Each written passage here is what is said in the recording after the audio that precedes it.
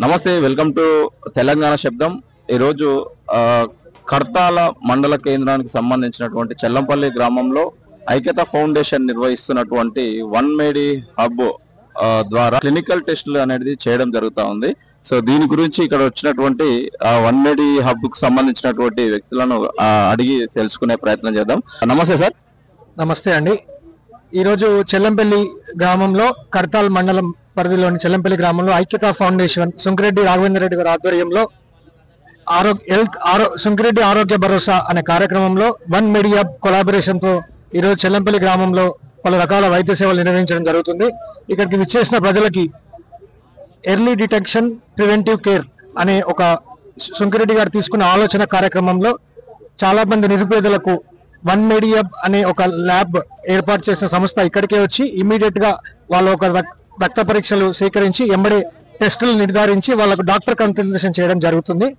దీనివల్ల ఏంటి అంటే ప్రజలకి చాలా ముందుగానే ముందు చూపుతో వాళ్ళకున్న ఏదైనా హెల్త్ కాన్సిక్వెన్సెస్ లేకపోతే ఆల్రెడీ వాళ్ళకున్న హెల్త్ వైద్యపరమైన రోగుల వాళ్ళకున్న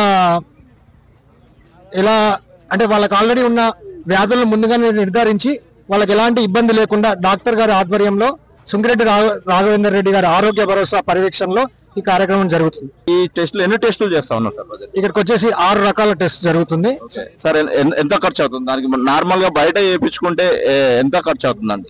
బయట చేసుకుంటే మనం ఇక్కడ చేసే 6 రకాల టెస్ట్ కి 1600 రూపాయలు బయట అవుతుంది. సో సుంకిరెడ్డి రాఘవేంద్ర రెడ్డి ఆధ్వర్యంలో ఇది ప్రజలకు ఫ్రీగా చేయడం జరుగుతుంది. అంటే ఇంత ముందుకు ఎక్కడ నిర్వహించారు?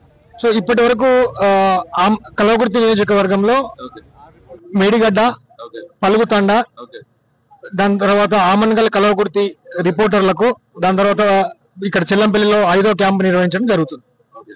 అయితే దాదాపు ఎంత మందికి ఇప్పటి వరకు మీరు టెస్టులు చేయొచ్చు సార్? ఇప్పటి వరకు ప్రతి ఒక్క క్యాంపుకు 350 పైన పైచులకు ప్రజలకు మనం ప్రతి ఒక్క క్యాంప్ లో ఈ సుంకిరెడ్డి గారి ఆరోగ్య భరోసా ఆధ్వర్యంలో ప్రతి ఒక్క క్యాంపు 400 వరకు పైచులకు ప్రజలకు మేము టెస్ట్ చేయడం జరుగుతుంది.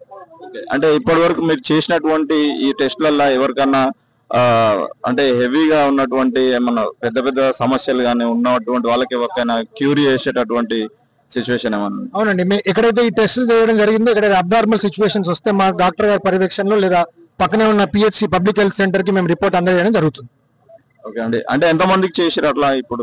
సో ప్రతి క్యాంప్ లో అంటే ఇప్పుడు యావరేజ్ గా ప్రతి ఒక్క ఈ లెక్స్ మనం పలుగుతండా తీసుకుంటే అక్కడ ఒక 10 నుంచి 12 మందికి అబ్నార్మల్ కండిషన్స్ వచ్చినాయి. 15-12 మందికి కూడా అబ్నార్మల్ పిహెచ్సికి రిపోర్ట్ పంపించి ఇక మా డాక్టర్ గారి పర్యవేక్షణలో దాని తర్వాత పబ్లిక్ హెల్త్ కేర్ పర్యవేక్షణలో వాళ్ళకి వ్యాధి నివారించడం జరుగుతుంది.